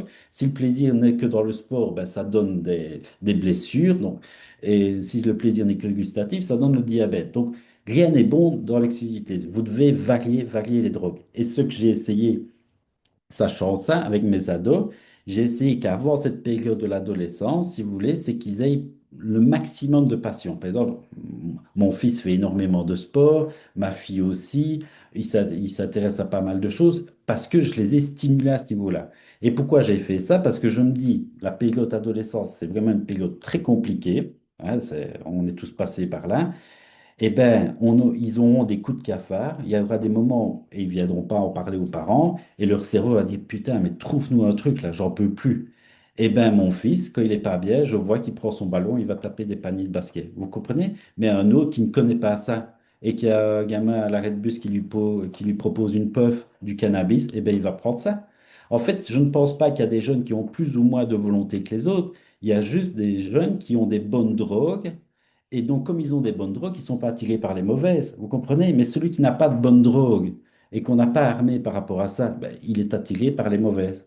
Ça va, donc c'est très important. Si ça vous intéresse, j'ai donné un cours à mes étudiants que vous retrouvez sur ma chaîne YouTube où je réexplique tout ça en détail, si vous voulez le réécouter, c'est quelque chose qui peut vraiment vous aider d'essayer justement de trouver d'autres sources de plaisir. Moi, je pars vraiment du principe que pour chasser des mauvaises habitudes, il faut d'abord introduire des bonnes. Les bonnes habitudes chassent les mauvaises. Et beaucoup de gens, ils se disent le 1er janvier, je veux arrêter de boire, je veux arrêter de fumer. Et je dis, mais qu'est-ce que tu as prévu à la place? Parce que ton cerveau, il va pas être d'accord, hein, parce qu'il s'en fout, lui, que la clope, c'est mauvais pour la santé. Lui, il kiffe ça. Donc, qu'est-ce que tu as prévu? Et ça, malheureusement, comme c'est méconnu de la plupart des gens, ils ne pensent pas à ça. Ils croient que c'est qu'une question de volonté. Et c'est bien plus complexe que ça. Et je termine avec d'autres points aussi qu'il ne faut pas négliger. Si vous avez, dans ceux qui m'écoutent, que vous sentez un petit peu déprimé, pas bien, burn-out, des choses comme ça, faites attention si vous souffrez d'une maladie inflammatoire. C'est complexe, hein. Si vous avez de l'inflammation, vous avez des cytokines inflammatoires qui vont libérer, si vous voulez, et stimuler l'adénoamine dioxygénase. C'est une enzyme, si vous voulez, qui va dévier le tryptophane. Le tryptophane, rappelez-vous, c'est ce qui permet de fabriquer l'hormone du bonheur. Eh bien, si vous êtes bourré d'inflammation, que vous avez dans votre biologie une CRP élevée, eh bien, vous ne sauriez pas faire cette hormone du bonheur. Tout ça pour vous dire, si vous ne traitez pas l'inflammation, si vous ne traitez pas vos intestins, parce qu'une dysbiose bactérienne peut aussi dévier le tryptophane vers des autres voies qu'on appelle, je ne vais pas rentrer dans les détails, mais la voie des indoles. Et donc, si vous voulez, le tryptophane peut être utilisé à cause de l'inflammation, à cause d'une dysbiose bactérienne ou fongique, et donc vous n'en avez plus assez pour le cerveau, et donc vous n'êtes pas bien. Donc c'est pour ça que faut pas oublier, des fois je prescris par exemple du curcuma à des patients. Alors ils me disent, mais quel est le rapport? Le curcuma, c'est anti-inflammatoire. Je dis oui, mais pourquoi vous me donnez ça pour ma dépression? Ben, je vous donne ça parce que vous avez de l'inflammation, vous souffrez d'une maladie auto-immune qui génère de l'inflammation dans votre corps. Je dois diminuer cette inflammation pour que votre cerveau aille mieux. Donc, je sais bien que c'est contre-intuitif, mais c'est une réalité scientifique. Autrement dit, l'inflammation provenant à la fois de l'accumulation de masse grasse et de la dysbiose contribue à une dysfonction sérotoninergique qui amène la personne à manger plus, en particulier des glucides, ce qui va évidemment accélérer la dégradation de sa composition corporelle. Donc faites attention, ce lien intestin-cerveau. Donc, les compléments qu'on donnera, ben, c'est ceux que j'ai dit, magnésium, vitamine B, zinc, oméga 3. Mais s'il y a un trouble et un manque de frein, ce qu'on appelle des tensions pulsionnelles élevées, un manque de sérotonine, ben, on pensera à donner des plantes aussi. Mais aussi, vous voyez, j'ai rajouté le curcuma, les probiotiques. Donc, vous avez des plantes adaptogènes qui peuvent aider à optimaliser la sérotonine. Moi, j'aime beaucoup ce produit, le Brain Actif, le safran. La rhodiola, j'aime beaucoup aussi, hein, mais voilà, j'ai plus d'expérience avec celui-ci, mais j'ai des collègues, moi, qui utilisent plus la rhodiola. Voilà, c'est une question de sensibilité. Après, la l'ashwagandha, ça marche très très bien dans les burn-out, parce que quand vous avez des cortisols qui sont épuisés, des surrénales qui sont raplapla, la l'ashwagandha peut aider. Donc ça, vous pouvez demander à votre médecin, thérapeute, de voir un petit peu, de faire un bilan des surrénales, c'est facile. On mesure le cortisol, la DHEA, et on voit un petit peu où vous en êtes. Et vous avez aussi la mycothérapie qui peut vous aider. Je vous montre les quatre, ça ne veut pas dire qu'il faut prendre les quatre, hein, ça va, je vous montre ce qui est possible de prendre en phytothérapie. Mais n'oubliez pas que si vous avez des troubles digestifs, parce que c'est contre-intuitif, hein, je vous l'accorde, c'est de se dire je suis ballonné, et bien sachez que votre ballonnement, votre alternance diarrhée-constipation impacte votre cerveau. Ça, c'est dur à comprendre, mais il y a plein de publications scientifiques qui l'ont démontré. Et on donne maintenant ce qu'on appelle des psychobiotiques, des probiotiques, hein, comme G-Biome ici complete, pour que le cerveau aille mieux. Parce qu'on sait bien que si l'intestin va mieux, le cerveau va mieux. Parce qu'on le savait que quand le cerveau n'était pas bien, que quand tu étais stressé, tu avais mal au ventre. Ça, tout le monde l'a déjà vécu. Tu as un examen, tu as un oral, tu vas 3 fois à la toilette avant, et tu as remarqué que le stress, ça t'accélérait le transit. Ça, on le savait. Mais ce qu'on ne savait pas, c'est que quelqu'un qui avait des troubles digestifs, un mal-être intestinal, ça impactait sur son humeur. Vous voyez. Et c'est pour ça qu'on est obligé maintenant de traiter des dépressions avec aussi des probiotiques. Et s'il y a de l'inflammation, ben on mettra du curcuma, de la boswellia, des plantes anti-inflammatoires. Voilà, j'arrive au bout. Et si ça vous intéresse et que vous voulez en savoir plus, il y a un livre qui vient de sortir. Il est sorti il y a une semaine. Ce sont des collègues qui l'ont écrit. Nutrithérapie, stress et burn-out, hein, parce que je suis membre de l'Union des nutrithérapeutes francophones et je suis un des administrateurs. Et donc, vous avez déjà vu certainement ce logo-là. Et on fait pas mal de livres. J'ai eu l'occasion d'écrire un livre avec Patricia Bourgnon sur le cancer, sur l'immunité. Eh ben, ici, on vient d'en sortir un sur le stress et le burn-out. Vous retrouverez tout ce que je viens de vous expliquer ici et bien plus. Et si ça vous intéresse, ben, Nutrilogique va l'avoir d'ici quelques jours. Il vient de sortir, donc il devrait rentrer la semaine prochaine. C'est un petit livre mais qui coûte pas grand-chose. Il coûte 15 euros, mais vous aurez vraiment toutes les clés que pour pouvoir vous aider par la nutrition, la micronutrition à aller mieux au niveau de cette pathologie. Voilà, vous voyez, ça, j'ai écrit ce livre-là, Immunité, Cancer, on en a écrit plusieurs. Ils sont tous sur la boutique Nutrilogique. Et je fais un peu de promotion parce que Cédric m'a donné l'opportunité de le faire. En parlant du jeu, ben, on a essayé justement, au lieu de réécrire encore un livre avec mon équipe, on s'est dit on va faire un jeu de table parce que peu sont au courant, mais je suis responsable d'une ASBL qui s'appelle Sacaré, où on fait des animations dans les écoles, si vous voulez. Donc, s'il y a des directeurs d'école et tout ça, ben, on est une ASBL, donc on fait vraiment ça. C'est pas du tout pour gagner notre vie, c'est vraiment pour essayer de rendre accessible à un maximum de personnes ces principes que l'on vous partage. Et ici, on a créé un jeu de table, style un jeu de loi avec des questions, donc qui s'appelle Matcha. Et donc voilà, c'est un jeu de table où vous pouvez découvrir et apprendre à vos enfants le bien manger, prendre soin de soi, prendre soin de la planète aussi, via un jeu de table qui est aussi disponible chez Nutrilogique. Et si vous êtes intéressé d'en savoir plus, ben, je donnerai une initiation à la nutrithérapie le 30 et 31 mai à Namur, dans les locaux de l'Université de Namur. Donc certains l'ont peut-être déjà fait, mais là, ben voilà, on parlera de ce que je vous ai parlé ce soir, mais on parlera du surpoids, du cancer, du sportif, du diabète, de l'enfant. Donc le programme est sur mon site internet et c'est disponible aussi en ligne. Et si vous avez l'âme de faire une formation continue de 2 ans, ben là, c'est comme Cédric a dit, ben je suis directeur depuis 14 ans maintenant du CFNA à Namur et je suis heureux de m'associer avec le docteur Jean-Loup Mouisset, un oncologue médical, où on va démarrer notre cursus, qui est le même hein, qu'on avait en Belgique, mais j'avais le Sud qui m'appelait.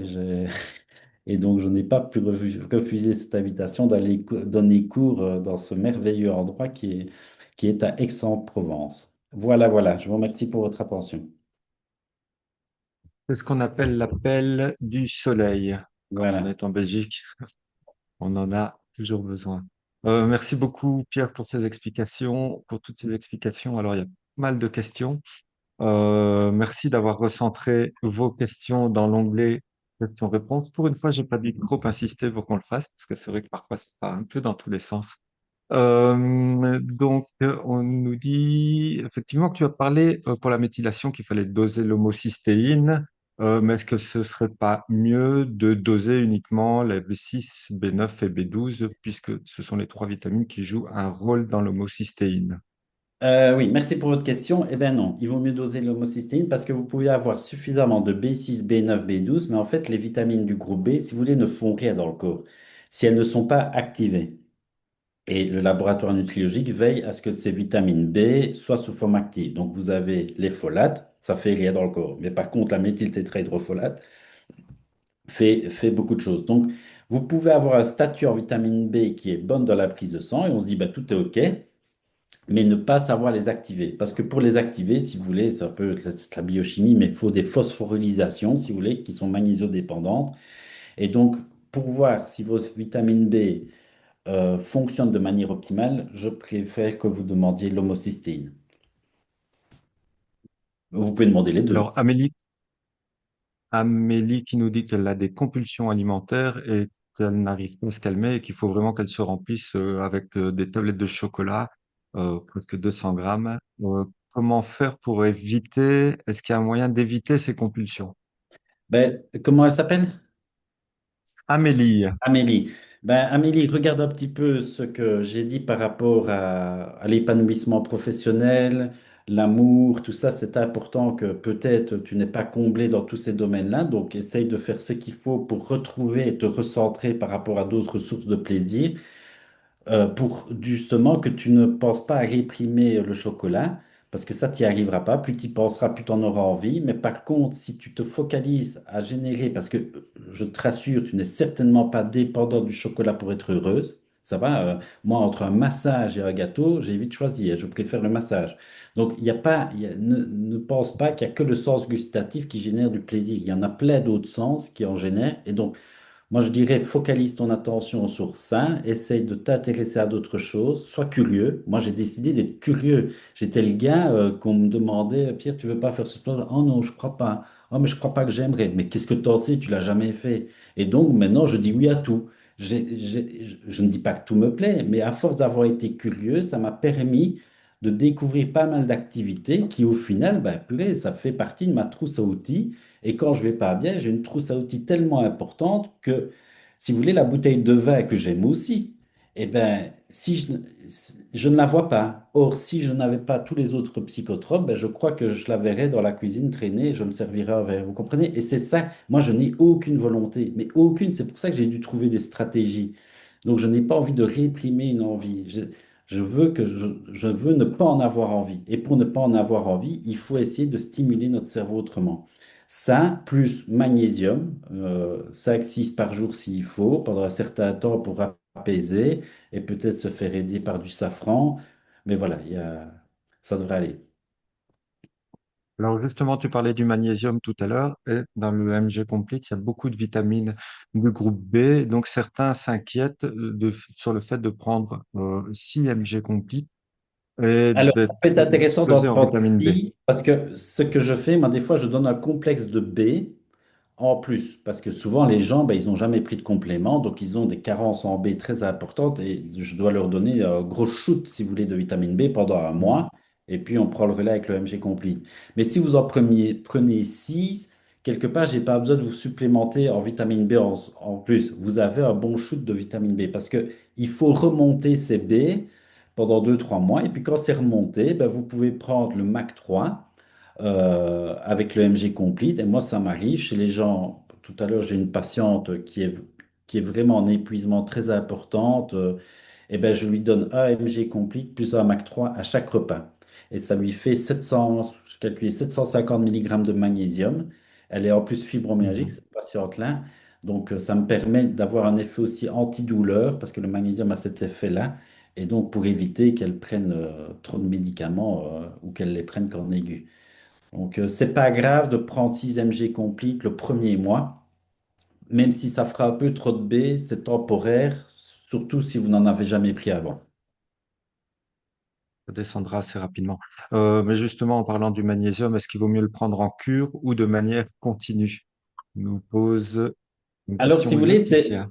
c'est une question intéressante, mais si vous voulez, si vous faites des cures de stress, oui, mais la vie, Mhm. voilà, si vous voulez, le magnésium, le comprimé que vous avez pris à 8 heures, c'est comme si vous n'en aviez jamais pris 3 heures après, hein. Ça va, le cerveau, le corps, il va pas le stocker, se dire, ah ben ok, attends, il y en a un petit. Non, il est. Et si vous allez stresser, en plus, vous allez retrouver dans les WC, vous allez l'uriner.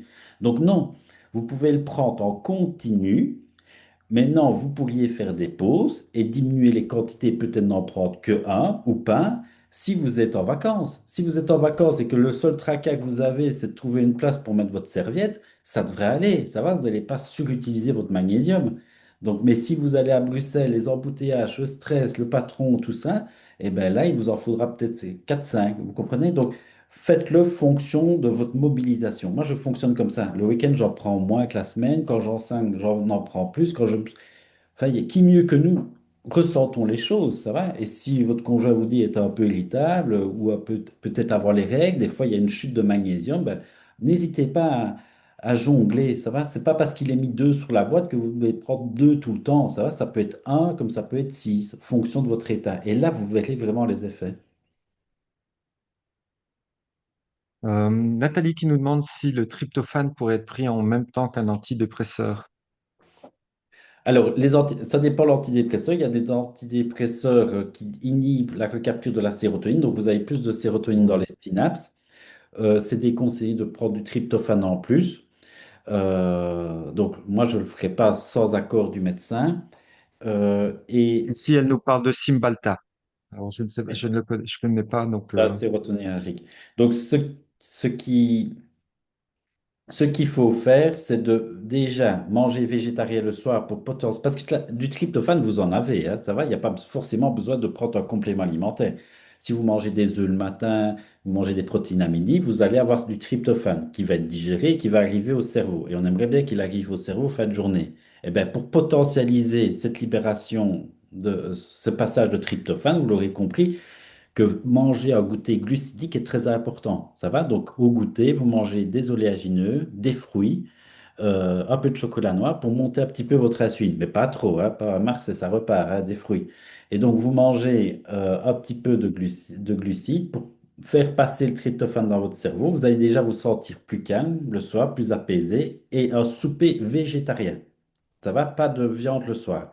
Et normalement, avec ça, vous allez potentialiser l'efficacité de votre antidépresseur. Et par contre, vous pouvez prendre directement du magnésium si vous ne prenez pas. Il n'y a aucune contre-indication de prendre du magnésium avec un antidépresseur.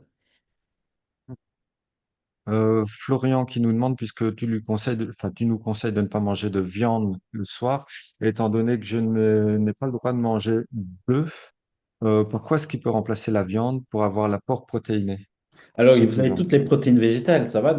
Moi, j'ai mangé ce midi du tofu. J'ai acheté, vous voyez, du tofu mariné. Il y en a à l'olive, au curcuma, à la tomate. C'est très bon. Vous le coupez en dés dans une salade. Vous avez le quinoa, l'amarante, qui sont des protéines complètes en plus.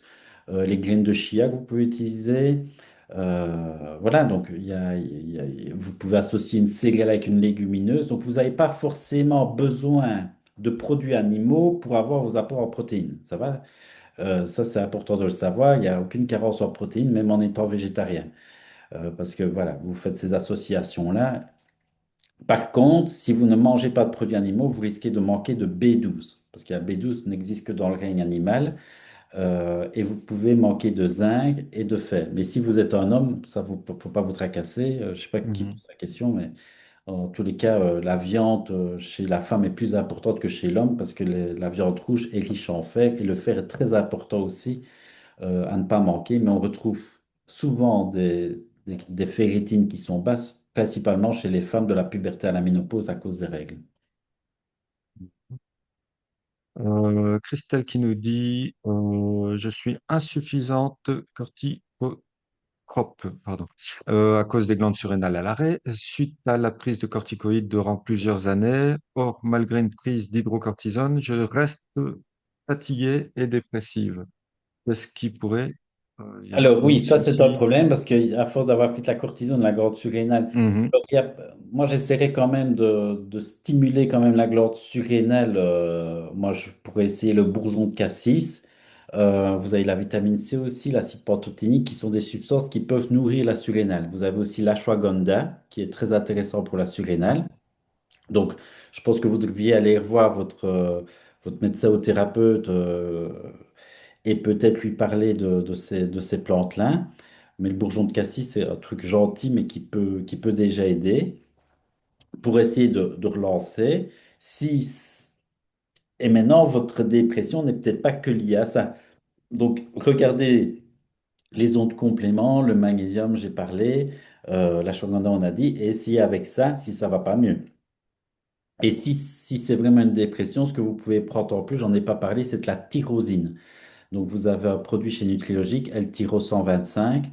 Vous pouvez prendre un peu de tyrosinage 1. Et là, ça va en fait augmenter la dopamine. Et dans la dépression, c'est pas un manque de sérotonine. Dans la dépression, c'est souvent un manque de dopamine. Donc envie de rien, repli sur soi-même, perte de plaisir de faire les choses, pas d'envie. Et donc vous prenez de la tyrosine à jeun. Et ça, essayez, plus du magnésium. Normalement, vous devriez, je l'espère, voir une petite amélioration. Et alors, faire tout ce qu'il faut pour soutenir ces surrénales. Elles ont besoin souvent de repos, hein, et voilà. Mais c'est vrai que là, on vous les avait freinés à cause de cette prise sur le long terme de corticoïdes. Est-ce que l'association de magnésium d'ashwagandha est compatible avec le prise de gélules de thé vert pris pour relancer le métabolisme dans le cadre d'une préménopause? Alors oui, ashwagandha, c'est compatible avec magnésium et thé vert. Maintenant, le thé vert, bah, vous pouvez, c'est vrai qu'il y a des compléments, mais moi, voilà, j'en bois. Hmm. Euh, et ça augmente un peu la thermogénèse du corps. Euh, oui, oui, c'est pas du tout incompatible, non. C'est pas incompatible. Voilà. La prise de médicaments pour le cholestérol, le cœur, le diabète et la thyroïde peut-il interférer avec les compléments alimentaires comme le magnésium, le zinc, la vitamine D, enfin les compléments alimentaires? Alors ça, faut demander à votre médecin, mais voilà, il y Mhm. a des choses que la vitamine D, il n'y a aucun médicament qui est contre-indiqué avec la vitamine D, ça va? Le magnésium, à ma connaissance, je ne connais pas, il faut faire juste attention avec l'L-tyrone. Ben, l'L-tyrone, si vous voulez, c'est pas toujours facile à être absorbé, donc c'est pour ça que le médecin vous dit de bien la prendre à jeun. Donc prenez pas votre magnésium avec l'L-tyrone, prenez plutôt le magnésium en fait petit déjeuner. Mais d'une manière générale, le magnésium n'est pas contre-indiqué avec tous les médicaments. Certaines plantes peuvent l'être, donc ça, il faut demander à votre pharmacien. Et les antidépresseurs, ben voilà, on ne peut pas donner le Mhm. Brenactive, on ne va pas forcément le mettre avec un antidépresseur, c'est l'un ou l'autre. Donc, mais ça, voilà, ici c'est une information, je peux pas m'occuper de votre cas, mais d'une manière générale, il y a peu de contre-indications des compléments alimentaires. Comprenez bien qu'un complément alimentaire, c'est des nutriments, ça va? C'est comme si vous me demandiez, Monsieur Valor, avec mon médicament, je peux manger une salade et dans ma salade, je peux rajouter des carottes et en plus mettre des tomates et peut-être mettre des concombres. Eh bien oui, oui, il n'y aura aucune contre-indication. Votre corps va reconnaître ça comme des nutriments, ça va? Donc c'est ça qui est bien avec les compléments alimentaires. Ben voilà, ça complète l'assiette, ça va? Donc, c'est des concentrés de nutriments. Donc, il peut en avoir, mais c'est plutôt rare. Et souvent, moi qui donne beaucoup de formations aux pharmaciens, je leur explique qu'on pourrait diminuer les effets secondaires de beaucoup de médicaments grâce aux compléments alimentaires. Par exemple, vous prenez une statine, un médicament qui fait diminuer le cholestérol, ça bloque une enzyme, la HMG-CoA réductase. Et ben, quand l'enzyme est bloquée, vous fabriquez automatiquement moins de Q10. Et donc, moins de Q10 veut dire aussi risque de douleur musculaire. Et ben, plein de gens qui prennent des statines ne le savent pas. Leur médecin, ne le sachant pas, il ne leur donne pas de la Q10. Et en fait, les gens, ils ont des effets secondaires à cause du médicament. Or, on aurait pu pallier cet effet secondaire. Un autre exemple, vous prenez du paracétamol, vous avez mal à la tête. Ok, ça marche, mais vous êtes en train d'abîmer votre foie. Effet secondaire, c'est hépatotoxique le paracétamol parce que ça bloque le glutathion. Eh bien, vous prenez chez Nutrilogique, ils ont NAC plus C, systématiquement que quand vous prenez un paracétamol, vous prenez du N-acétylcystéine qui va refaire du glutathion, et là, vous bloquez l'effet secondaire du paracétamol. Vous voyez, au lieu de... Parce que voilà, certaines pathologies nécessitent des fois d'en prendre plus souvent, mais bon, c'est pas génial, c'est pas bon pour le foie, mais on peut pallier ça. Donc, des fois, des compléments alimentaires peuvent être même très conseillé avec la prise de certains médicaments pour pallier les effets secondaires. Euh, que penses-tu de l'intérêt de la prise de calcium en complément? Alors, c'est rare les carences en calcium dans l'assiette, donc c'est plutôt rare. Et s'il y a prise de calcium, sans doute dans le but d'une prévention de l'ostéoporose, ça marche pas des masses. Donc, si vous voulez, le calcium, c'est pas parce que vous prenez 1 gramme, 2 grammes qu'il a une tête chercheuse et qu'il va aller se mettre sur vos os, hein. C'est plus complexe que ça. Et si en plus il ne va pas sur les os, il risque de se mettre sur les tissus mous et faire de l'artérosclérose, ce qui n'est pas intéressant. Donc, la première chose qu'il faut faire, c'est pour avoir une bonne agrégation du calcium sur l'os, il vous faut de l'activité physique. Si vous ne voulez pas avoir d'ostéoporose, ben, il faut générer des pressions sur l'os. Et les pressions sur l'os se font grâce à l'activité physique. Donc ça, c'est le premier, bon, c'est pas un complément alimentaire, mais c'est ce qui marche le mieux. C'est l'activité physique. En deuxième lieu, vous prenez de la vitamine D3, K2, D3, K2, et là, vous potentialisez l'absorption du calcium sur l'os. Du magnésium pour éviter, comme c'est un inhibiteur calcique, il va éviter que le calcium se dépose sur les tissus mous. Et puis seulement là, vous pouvez prendre votre calcium et là, il sera safe, entre guillemets. Mais prendre du calcium tout seul, sans ce que je viens de dire, ça pourrait être plutôt toxique, entre guillemets. Mais il y a des études qui ont montré qu'on augmentait les risques cardiovasculaires à prendre du calcium sans ces précautions. Alors, on ne le dira jamais assez, mais c'est l'assiette d'abord, ce qu'on mange en priorité. Et effectivement, bah, Elisabeth nous fait une remarque en se disant qu'elle prend des compléments alimentaires et qu'elle essaye d'avoir une alimentation adaptée et trouver naturellement tous les éléments qui vont être nécessaires dans son alimentation, mais que C'est malgré ça, elle a possible, mais l'impression qu'il faudra c'est pas supplémenter en permanence. dans un monde idéal, voilà. Mais ne vous dites pas que, parce que j'entends beaucoup la nature est bien faite. Non, elle n'est pas si bien faite que ça. Ça va, on peut tous dire, il y a plein de plantes qui peuvent nous tuer en 3 secondes, ça va? Donc la nature n'est pas que bien faite, ça va? Il y a des erreurs qui ont été faites, le cœur il ne sait pas se régénérer, c'est un peu dommage, tu vois? Il y a des trucs qui, voilà. Donc la vitamine D, ben, on en manque tous. Donc si vous ne trouverez jamais dans l'assiette des apports en vitamine D. Euh, donc, si vous voulez, j'entends bien et j'aimerais tellement dire que l'assiette peut apporter tout, mais c'est pas une réalité scientifique. Ça va, il y a le magnésium, je vous ai démontré. Une bonne assiette fait 340 milligrammes si elle est bio et qu'on mange suffisamment d'aliments riches en magnésium. Mais si vous en surutilisez 600 parce que vous êtes stressé, ben, il vous en manque 300. Donc voilà, la première chose à faire, d'ailleurs, il n'y a aucun de mes patients qui repart avec des recommandations de compléments alimentaires sans un plan alimentaire. Ça va, je travaille avec une diététicienne qui, systématiquement, tous mes patients passent chez elle pour revoir l'assiette. Sinon, ils viennent pas me voir. S'ils veulent pas, s'ils veulent que les compléments sur l'assiette, autant pas venir chez moi. Donc, vous avez raison. Mais voilà, malheureusement, il y a des faiblesses. Et aussi, n'oubliez pas des problèmes de surutilisation. On est dans un air plus pollué qu'avant. On respire plus de crasse qu'avant, donc notre foie a encore plus besoin de certains nutriments pour détoxifier. Donc ça, voilà, c'est comme ça. Euh, Est-ce qu'il y a un moment privilégié pour faire du sport? Est-ce qu'on peut le faire le soir, la nuit, Alors, on parlait de la sérotonine. le Ceux jour? qui manquent de sérotonine, qui sont Mhm. TPE comme moi, vous faites du sport. Vous avez tout intérêt pour vous et votre entourage. Moi, si j'en fais pas, ça se ressent autour de moi. Mais je ne le fais pas le soir. Des fois, j'ai pas le choix, mais je fais du squash et des fois, j'ai un match qui dure un peu trop tard. Ben, je sais, ma température corporelle a augmenté trop fort. Je suis obligé de prendre une douche froide pour la faire diminuer pour pouvoir m'endormir. Donc ça, c'est voilà, il faut. Donc le sport, c'est très bon, mais plutôt en début de journée, après-midi, mais éviter de faire trop le soir pour les gens qui ont du mal, notamment à s'endormir. Ça va être trop dynamisé. Euh, Autre question là sur ta formation à Aix-en-Provence et on va terminer là-dessus. Est-ce que le professeur Curté, docteur Curté interviendra? Oui, oui, il interviendra sur 4 modules sur 13. Oui, il interviendra. Vous avez tout le programme sur le site cfna.be ou .fr.